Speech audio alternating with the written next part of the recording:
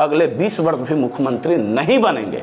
मुख्यमंत्री अगर बनना है उनको बिहार का तो लालू यादव बनना होगा, लेकिन पुरानी परिपाटी को छोड़। अमित भाई, लगता है कि आप मैंने कुछ ऐसी सच बोलने वाली गोली खा लिए हैं। पहले जन सुराजियों के आप कोप के भाजन बने जी, अब लगता है राजद वाला। नहीं राजद नहीं, क्यों हम रडार पे आएंगे? हम देखिए, हम एक वैसे राजनीतिक दल का प्रतिनिधित्व करते हैं जिसका मूल एजेंडा है कि जनता लालू जी का कोई गुण नहीं अपना रहे हैं। तो उनके पास था। अरे भाई, अब देखिए गढ़ हारे हैं ना राम। अब एक बात आपको बताएंगे, कि एक अभी विवाद भी चल रहा है, लेकिन खैर उस पर बाद में बात करते हैं। अभी तेजस्वी जी का अगर यही एटीट्यूड पार्टी के प्रति रहा, पार्टी के वर्करों से मिलने के लिए उनके पीए अगर तय करते रहे टाइमिंग, पार्टी में जन सरोकार से कोई मतलब नहीं, जनता से कोई अटैचमेंट नहीं, चुनाव आया हम आ गए, उसके बाद हम प्रस्थान कर गए, अगर ये सिलसिला बना रहा तो तेजस्वी यादव अभी नहीं, जानने वाले उनके समर्थक को बुरा भी लगा होगा कि भाई ऐसे हम नहीं कहे थे, हम कोई भविष्यवक्ता नहीं है। लगा था। तो हम ग्राउंड पे चूंकि हमारा भी उन जिलों, और आप जबरन कीजिएगा तो हार्ट अटैक होगा। एक और बात है अमित जी, जन सुराज को बहुत सारे लोग वोट कटवा और बी टीम कह रहे हैं। जी। इस चुनाव के रिजल्ट और जो वोट आए हैं उससे तो वोट कटवा भी नहीं साबित हुए। नहीं, वही बता रहे हैं ना कि देखिए, वोट कटवा बनने के मतलब क्या भयभीत रहते थे, आप उसको भाषा से भयभीत कर रहे हैं। एक भविष्यवाणी आपकी और थी जी कि ये चुनाव हारेंगे तो बुढ़िया बिस्तर भी समेट सकते हैं। जी नहीं, देखिए एक बात हम बता रहे हैं, जो एटीट्यूड इनका था इसके बिहाफ में हमने ये कहा कि अगर यही एटीट्यूड इनका रहा और तो ये शायद गुड़िया बिस्तर अपना समेट लेंगे, ये टेस्ट आउट कर रहे हैं। लेकिन चूंकि हैं व्यापारी ब्रेन के, आनंद मोहन जी जो सवाल उठाए कि शिवहर में टाइम देकर और गए और नहीं गए, ये उनका निजी था कि भाई अब गए नहीं गए, तो ये टीस थी उनके अंदर जो निकल गया। और आनंद मोहन जी को जितना जो लोग जानते हैं और जितना हम भी जानते हैं कि नीतीश जी के समकक्ष लोग हैं ना, उस एरा के हैं, तो टीस तो रखते हैं, वक्त आएगा तो कभी बोल दें, लेकिन बोलने ही भर है उनका। अब रही बात की राजपूत वर्सेस पासवान। नोरमा ग्रुप, जो सोचता है वो करता है, आपके अपने सपनों का आशियाना। नमस्कार, भारत लाइव देख रहे हैं आप। ये आप ही की डिमांड पर एक बार फिर से इस शो का दूसरा भाग में लेकर आ रहा हूँ। पिछली बार हमने चुनाव से पहले चर्चा जो की थी अमित भाई से, उस चर्चा में आप लोगों ने इतना इंटरेस्ट लिया था, इतना इन्वॉल्व आप हुए थे, और कुछ लोग तो अमित भाई को चैलेंज भी किए थे कि जन सुराज 4 सीट जीतेगा, 2 सीट जीतेगा, 1 सीट जीतेगा, आपका मुंह बंद हो जाएगा, राजनीति छोड़ दीजिएगा अमित जी। ये सब सवाल लोगों ने पूछे थे, उस सवाल का जवाब देने का समय आ गया है। अमित सिंह जी वाईएसडी के राष्ट्रीय अध्यक्ष हैं, इनकी अपनी एक पार्टी है, बिहार के युवाओं को उस पार्टी से लगातार जोड़ रहे हैं। संगठन लगभग 40 जिलों में इनका कंप्लीट हो चुका है। अगले चुनाव में सभी सीटों पर चुनाव की लड़ने की तैयारी कर रहे हैं। 80 सीट चयनित कर चुके हैं। 88 सीट, चलिए 88 सीट, धीरे धीरे बढ़ा रहे हैं कि मैंने 88 ही। अच्छा, 88 पे हैं। मैंने 88 क्यों, शुरू यहीं से किया जाए, 88 ही सीट क्यों? जन सुराज 243 पे लड़ेगा, आपको भी हिम्मत करनी चाहिए। देखिए, हम अतिशयोक्ति से बहुत परहेज करते हैं जी। हमको पता है कि हमारी ताकत कितनी है जी। हम हास्यास्पद स्थिति बनने के लिए नहीं जाएंगे। नया दल हमारा अवश्य है, संसाधन हमारे पास कम अवश्य है, लेकिन कार्यकर्ताओं की एक फौज जो है ना, जो अंडरग्राउंड वर्क करती है, जो ग्राउंड पे वर्क करती है, वो हमारे पास है, क्योंकि हम संगठन में काम किए हैं। मेरा पूरा इतिहास, राजनीतिक इतिहास ही संगठन का रहा है। सैलरी नहीं देते हैं? नहीं, हमारे यहाँ ये सब कोई संसाधन है, सारा समाजवादी व्यवस्था है। हम किसी कार्यकर्ता को एक झंडे का पैसा भी नहीं देते हैं, वो झंडा और स्टिकर भी वो खुद के पैसे से बनवाता है नहीं। संसाधन कहाँ से लाएंगे हम लोग? 2-4 करोड़ नहीं दीजिएगा? नहीं, कहाँ से लाएंगे पैसा? पैसा हम कहाँ से लाएंगे? ना हम टिकट बेचेंगे, क्लियर है, हमारे यहाँ कैंडिडेट बहुत पहले अनाउंस कर दिए जाएंगे। ना हम टिकट बेचेंगे, ना ही हम पैसा देंगे। जनता, हाँ, पैसा कब देंगे? अब जैसे किसी सीट पे हमारी चांस बनती है, अगर वहाँ की जनता ही सहयोग करने को आगे आ जाती है, तो वो पैसा कोई अमित सिंह अपने पॉकेट में नहीं रखेगा, वो वाईएसडी का पैसा होगा, वो कैंडिडेट्स को जाएगा, वो क्लियर कट है। मैंने जन सुराज के पास सब कुछ था जी, फिर भी 4 सीटों पर अपने हाल तो देख ही लिया जी। आप तो भविष्यवक्ता की तरह पहले ही सब बोल दिए जी। जमानतों जब तुमने की बात आपने कही थी जी। हालांकि मुझे विश्वास नहीं हो रहा था जिस तरह से जन सुराज लड़ी थी जी। तो जब वैसी पार्टी कुछ नहीं कर पाई। नमन भाई देखिए, एक बात, हम कोई भविष्यवक्ता नहीं हैं। हम आपको उस दिन भी एक बात बोले थे, जो प्रशांत किशोर जी को जानने वाले उनके समर्थक को बुरा भी लगा होगा कि भाई ऐसे हम नहीं कहे थे, हम कोई भविष्यवक्ता नहीं है। लगा होगा, नहीं लगा था। तो हम ग्राउंड पे चूंकि हमारा भी उन जिलों में संगठन है और हम क्या बता रहे हैं कि हम बिल्कुल धरातल पे काम कर रहे हैं, तो हमको एक एक मिनट एक एक बूथ का फीडबैक था कि कहाँ क्या होने जा रहा है। हम आपको बोले थे ना कि ओरिजिनल जो इनके कैंडिडेट है, अगर एक मुखिया या जिला परिषद सदस्य जितने में जीत कर आते हैं उतना भी मत आ जाए तो बहुत है जी। और आप देखें इनके ओरिजिनल तो 2 ही कैंडिडेट थे ना, तरारी में और रामगढ़ में। बाकी जो ये 2 कैंडिडेट्स थे बेलागंज में, अमजद, वो पूर्व में भी चुनाव लड़ चुके हैं और 2 बार जितना मत उनको इस बार आया है, इससे अत्यधिक मत आया है निर्दलीय में, उल्टा मतलब नुकसान अमजद को। दूसरे तरफ जो डॉक्टर, चाहे जो भी डॉक्टर हूँ, डॉक्टर के नाम से संबोधित किया जाता है, तो इमामगंज में जो ग्राउंड की रिपोर्ट हम लिए तो लोग बताया कि साहब यहाँ के सीपी ठाकुर हैं। मैं सीपी ठाकुर जी का कोई मान मर्दन नहीं कर रहा हूं, अगर हो रहा है तो मैं माफी चाहता हूं। मैंने उनकी लोकप्रियता की बात कर रहा हूं कि जितने लोकप्रिय सीपी ठाकुर जी आम आवाम में थे, उसी तरीके से वहां वो थे पासवान जी। और उनका निजी वोट है, उसमें किसी नेताओं का सहयोग नहीं है, किसी का कोई सहयोग नहीं है। तो जन सुराज में कमी कहां हुई जो आप जानिए। देखिए, आप राजनीति करने चले हैं, आप अपनी बात को रखिए, कंस्ट्रक्टिव पॉलिटिक्स कीजिए, जो सकारात्मक राजनीति होती है वो कीजिए। अब सबसे पहले तो हम कई बार कह चुके हैं, लेकिन खैर इस बार एक खुशी मिली, जो प्रेस कॉन्फ्रेंस कर रहे थे तो नीतीश जी बोले, चलिए इतना तो उतर के आए, जो पहले नीतीश ये वो तुम तड़ाक सबको करते थे, तो उससे आपको परहेज करना होगा। दूसरी बात, जो अतिशयोक्ति में ही चले गए ना, इनका घमंड जो दिख रहा था वो उचित नहीं था। अरे आप जनसेवक बनने आए हैं तो जनता के सामने जनता भगवान होती है, आप ही कहते हैं। हम तो कहते हैं जनता ही हमारे हृदय है, हम भगवान क्यों माने? भगवान को तो लोग भूल भी जाते हैं, लेकिन अपने हृदय को कोई नहीं भूल सकता है। उसी की अंतरात्मा की ही बात आप सुनते हैं। तो जब जो हृदय है आपका और उसके सामने आप डट के खड़े हो जाइएगा, वो कहेगा मत दौड़ो, वो कहेगा श्वास धीरे लो, और आप जबरन कीजिएगा तो हार्ट अटैक होगा। एक और बात है अमित जी, जन सुराज को बहुत सारे लोग वोट कटवा और बी टीम कह रहे हैं। जी इस चुनाव के रिजल्ट और जो वोट आए हैं उससे तो वोट कटवा भी नहीं साबित हुए। नहीं, वही बता रहे हैं ना कि देखिए, वोट कटवा बनने के लिए या बी टीम तो परफेक्टली हैं, और आज भी हम मजबूती से इस बात को कह रहे हैं कि वो बी टीम है। लेकिन इस बार के संबोधन में एक लाइन का वो प्रयोग किए कि जन सुराज अपने दम पे लड़ेगी। जब तक बैकअप बीजेपी का था तब तक था, आज नहीं है बीजेपी का बैकअप। बहुत सारा उनका उस दिन का हम देख रहे थे प्रेस कॉन्फ्रेंस, उनके चेहरे की जो भाव भंगिमा थी उसको अब बदल गई, और उसको जो उनका एटीट्यूड था वो बदल गया।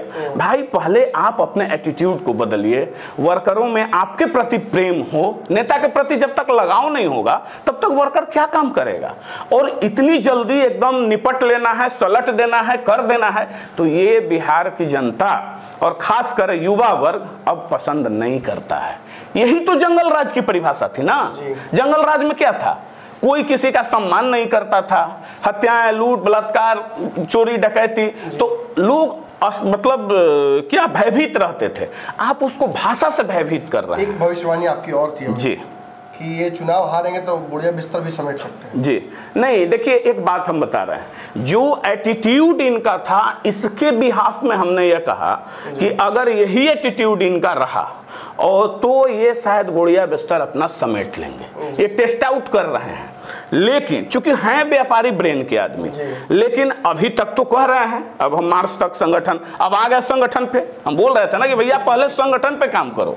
हम लोग क्या कर रहे हैं, हमारे पास संसाधन कम है लेकिन जनबल है ना भाई, हम संगठन पे काम कर रहे हैं। जिस दिन हम घोषित करेंगे, हम घोषित, चूंकि हम क्यों नहीं बहुत चीज ओपन करते हैं, बड़ी बड़ी पार्टियां हैं भाई, प्रलोभन देखे, पद का, पैसे का लालच देके किसी को तोड़ सकता है, और मेरे साथ हुआ भी है, कई जिलों में तोड़ा भी गया। इसके बाद हम कुछ सिक्रेसी मेंटेन करने लगे।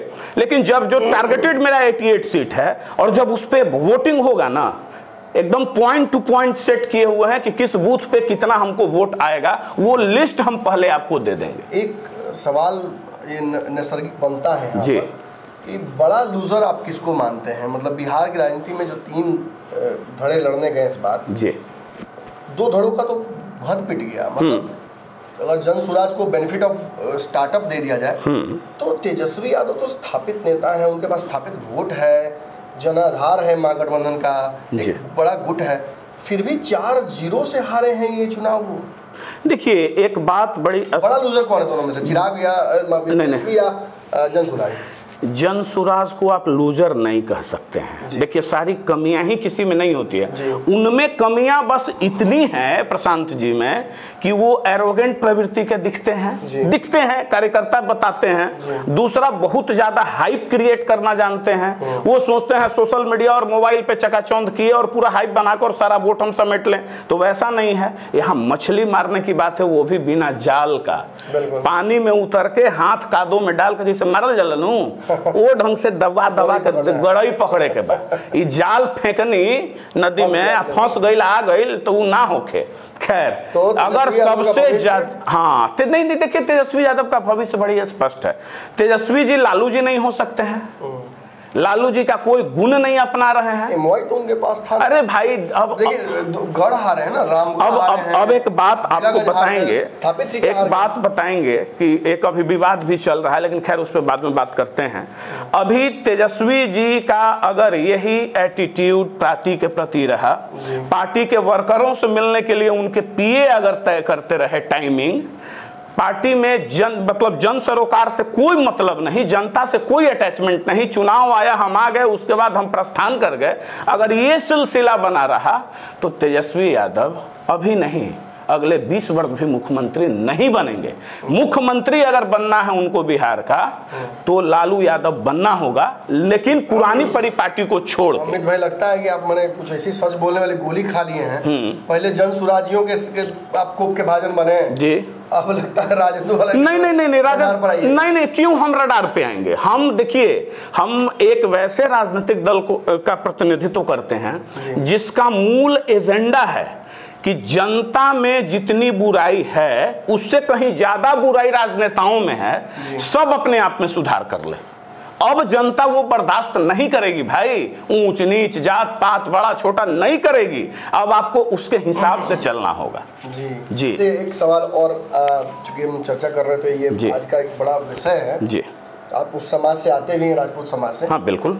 जो आनंद मोहन ने एक टिप्पणी की चिराग पासवान पे, निश्चित ही चिराग पासवान इमामगंज में प्रचार करने नहीं गए थे, लेकिन आनंद मोहन भी तो बहुत एक्टिव नहीं दिखे इस बीच में। उन्होंने जो टिप्पणी की उसके बाद अब विवाद इतना बढ़ गया है कि चिराग पासवान, चेतनानंद सब इसमें इन्वॉल्व हो गए हैं, और चिराग पासवान ने ये तक कह दिया है कि जो दलितों की हत्या करके जेल में तथाकथित रूप से जो आरोप लगा था उन पर, वो जेल गए थे, नीतीश कुमार ने उनको जेल से निकाला अनुकंपा पर, वो हमें नैतिकता न सिखाए और खासतौर पे पासवान जाति जो है उसको इस तरह से हीन भावना से न देखें।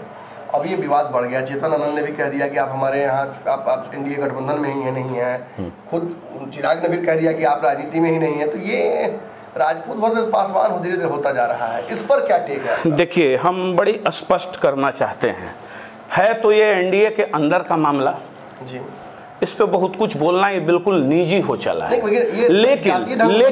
लेकिन एक दो प्रश्न जो बहुत यक्ष प्रश्न है वो यह है कि आदरणीय चिराग जी इमामगंज नहीं गए, ये प्रश्न किसी राजनेता का हो या नहीं हो, वहाँ की जनता की अवश्य है।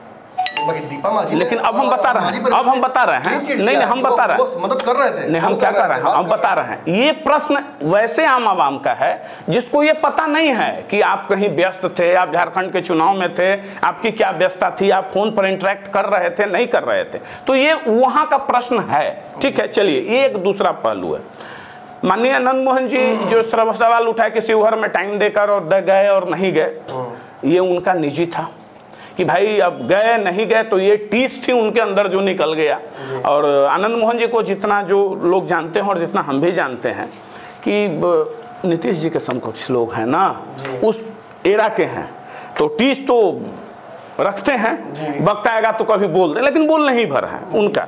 अब रही बात की राजपूत वर्सेस पासवान, तो हम नहीं मानते हैं अब इस बात को कि इस तरह की बात से किसी भी समाज में कोई दरार पड़ेगा। अभी आज ही बेलागंज गए हैं चिराग पासवान जी, वहां पर कुछ खास समुदाय और कुछ खास जाति के लोगों ने मिलकर पासवानों को पीट दिया, ये कहते हुए कि तुम चिराग पासवान का सीएम बनाने वाला गाना बजा रहे हो। देखिए एक चीज जानिए, हम एक बड़ी करबद्ध विनती करना चाहेंगे बिहार के अपने खासकर युवा साथी से, क्योंकि इस तरह के सारे कृत्य हमारे युवाओं ही करते हैं। लोग आरोप लगा रहे हैं तो नहीं, वो जिनके भी समर्थक हों, आप किसके समर्थक हैं नहीं है इससे कोई मायने मतलब नहीं है।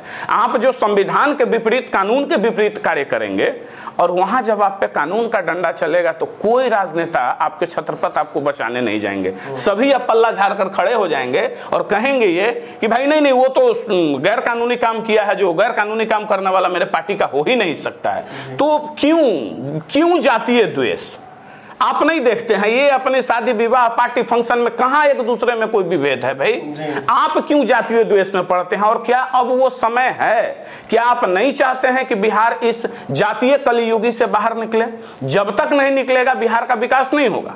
अभी तक तो ये यही चाहते हैं, चाहे किसी भी राजनेता की बात करें। जैसे आप कहे कि आप भी राजपूत समाज से आते हैं, हम जन्म से राजपूत हैं, गर्व है हमको इस चीज पे कि हम जन्म से राजपूत हैं, लेकिन कर्म से सरस्वती के साधक हैं जी।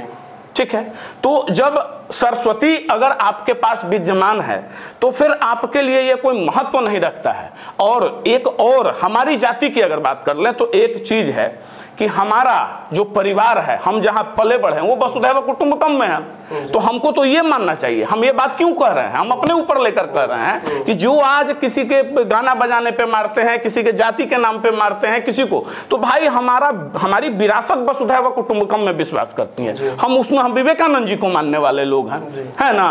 अच्छा, दूसरा एकदम करंट का, त्रेता में राम हुए, राम किस कुल के थे? और राम का हमसे एक बार बड़ी मजे की बात हम नमन भाई बता रहे हैं, दिल्ली में एक पत्रकार हमको प्रेस क्लब में पूछे कि आपका क्या होगा समीकरण, जैसे सबका है ना भाई एम बाई है, किसी का कुछ है, तो हमसे पूछे कि आपका समीकरण क्या होगा। हम बोले, हमारा इतना ही जवाब था कि हमारा सामान्य सा समीकरण है कि हम राम के वंशज हैं और उनके जितने अनुयायी हैं वो हमारे भाई हैं जी। सभी उसमें आ गए ना, निषाद राज से लेके A to Z आ गए। तो फिर हम उस पृष्ठभूमि से आते हैं। तो आपसे करबद्ध आग्रह है और किसी के बहकावे में मत आइए और विश्वास मानिए कि 25 में तो बदलाव की बयार चल ही चुकी है। 29 में कहीं से जात पात की बात करने वाले लोग नजर नहीं आएंगे। बात होगी सिर्फ विकास की, बात होगी बिहार के उत्थान की। कोई जाति कोई धर्म। आखिरी सवाल है मेरा जी। एक 4 सीटों का चुनाव तो खत्म हो गया, एक चुनाव और हो रहा है। तिरहुत एक बड़ी सीट है, बड़ा प्रभाव है सीट का। बिल्कुल, उस सीट पर चुनाव लड़ा जा रहा है। जातीय रंग भी दे दिया गया और पार्टीय रंग भी दे दिया गया। आज वहां के एक निर्दलीय प्रत्याशी जो राकेश रोशन है, उन्होंने ये दावा किया है अखबार के माध्यम से कि संविधान के साथ छेड़छाड़ किया जा रहा है चुनाव में। संविधान के जो प्रयोजन है उनको बदला जा रहा है। पार्टी स्तर पर जाकर जदयू चुनाव लड़ने की कोशिश कर रही है। एनडीए एकजुट होकर वहां पर मसल पावर लगा रहा है। वैसे ही आरजेडी का प्रत्याशी वो भी मसल पावर लगा रहा है। जन स्वराज भी आ गई है, मैं निर्दलीय हूँ, मुझे समर्थन कीजिए। क्या आपकी पार्टी किसी प्रत्याशी का समर्थन कर रही है? क्या इस बात से इत्तेफाक आप रखते हैं कि ये पार्टी स्तर पर चुनाव नहीं होना चाहिए? देखिए, सबसे महत्वपूर्ण बात है कि जो यह चुनाव हो रही है और इसकी परिकल्पना जो संविधान में हो वो दलीय आधार पे तो है ही नहीं। बिल्कुल, जब दलीय आधार पे नहीं है तो संविधान की धज्जी लोग उड़ा क्यों रहे हैं? ये अमुक उनके समर्थक, ये उनके समर्थक, ये मतलब क्या है? अरे भाई, वो ऐसे ग्रेजुएट कंस्टिट्यूएंसी से चुनकर वैसे व्यक्ति को लाना मकसद था। इस सीट की परिकल्पना क्यों की गई? ताकि एक बहुत मास लीडर पैदा हो। देखिए, संविधान में किसी भी चीज की परिकल्पना बेमतलब का नहीं किया गया है। अगर ग्रेजुएट कंस्टिट्यूएंसी की परिकल्पना की गई तो वो इसलिए कि मास लीडर की कमी कभी नहीं। राकेश रोशन अभी की जाति से आते हैं। राकेश रोशन बिहार के युवा हैं, आप ये क्यों नहीं कहते हैं जी? वो हमारी जाति के हैं, बाद की बात। हम नहीं, हम तो बार बार कह रहे हैं के पीछे लगे हुए हैं, अरे वो लगे रहे, संजय झा लगे रहे। हम नहीं मानते हैं ना भाई, हम तो इस चीज में विश्वास नहीं करते। आप या संजय सिंह या कोई भी बिहार का राजपूत नेता, वो तो खड़ा नहीं है राकेश के साथ। कहे नहीं, राजपूत नेता नहीं, यूथ खड़ा है राकेश के साथ। आपकी पार्टी का भी समर्थन है? किसका? नहीं, समर्थन कहाँ, समर्थन वाली चुनाव कहाँ है? आपका नैतिक समर्थन है? नहीं, कैसे है? नैतिक समर्थन क्या, जो मास लीडर होगा उसके साथ हमारा नैतिक समर्थन है। जनता जिसको मास लीडर चुनकर बनाएगी उसके साथ हमारा नैतिक सामान्य से चुनाव समझते हैं। 5-6 जिले का चुनाव है, उस 5-6 जिले का ग्रेजुएट चुन के एक अपना प्रतिनिधि भेजेगा, है क्या? मुख्यमंत्री के बाद दूसरा चुनाव होता है, वो मास लीडर का चुनाव होता है नमन भाई। तो यहां अब जाति का रंग देके, पार्टी का रंग देके, राजनीतिक रंग देके कोई कर ले, नहीं। राकेश रोशन एक युवा हैं, बिहार की मिट्टी के युवा हैं, तिरहुत से आते हैं, ये नहीं कहेंगे कि तिरहुत के हैं, वो बिहार के मिट्टी के हैं। हम जात के आधार पे, रंग के आधार पे, भेद के आधार पे, क्षेत्र के आधार पे हम नहीं बांटेंगे उनको। वहां भी प्रशांत किशोर के एक प्रत्याशी हैं। अब तो प्रशांत प्रत्याशी, हम अभी तो खैर पिछली बार विरोध आप कर रहे हैं उन पार्टियों का? नहीं, हम उन सारे पार्टियों का विरोध कर रहे हैं जो इसको दलीय रंग देने में लगे हुए हैं। माने आंख मूंद के निर्दलीय का समर्थन कर रहे हैं, यही कहीं ना कहीं। हम क्यों कहेंगे, वो जनता तय करेगी। ये कोड ऑफ कंडक्ट का भी खिलाफ है। और हम क्यों कहेंगे, हम बोले ना कि वो युवा हैं, अगर वो सच्चे हैं, जनता पसंद करती है तो वो जीत कर आएंगे, मास लीडर। चलिए, बिहार के विभिन्न राजनीतिक जो मुद्दे थे उन पर संक्षिप्त चर्चा हमने की। विशेष तौर पर ये उन दर्शकों को एक रिटर्न गिफ्ट है जो इस चुनाव में लगातार हमारे बातचीत को सुन रहे थे। जनसुराज की तरफ से जो बातें, जनसुराज के लिए जो बातें इन्होंने कहीं, वो बातें बड़ी महत्वपूर्ण थी। उन पर कहीं ना कहीं कहा जा सकता है कि रिजल्ट भी बड़ा इन्हीं के हिसाब से आया। तो आगे भी चर्चाएं ऐसी होती रहेंगी। विभिन्न मुद्दों पर हम अमित जी की विशेष टिप्पणी लेते रहेंगे। इनकी भी अपनी एक राजनीतिक पार्टी है, उस पार्टी से जुड़ने के लिए जो नंबर आपके स्क्रीन पर चल रहा है उस पर आप संपर्क कर सकते हैं। आपके सपनों को हमने सजाया है, ई होम्स पैनोरामा को हमने बनाया है। ई होम्स मेरा एक सपना था जिस पे मैं पिछले 4 साल से काम कर रहा था। हमने जो बनाया है वो सबने है माना। ई होम्स पैनोरामा में हो आपका भी आशियाना।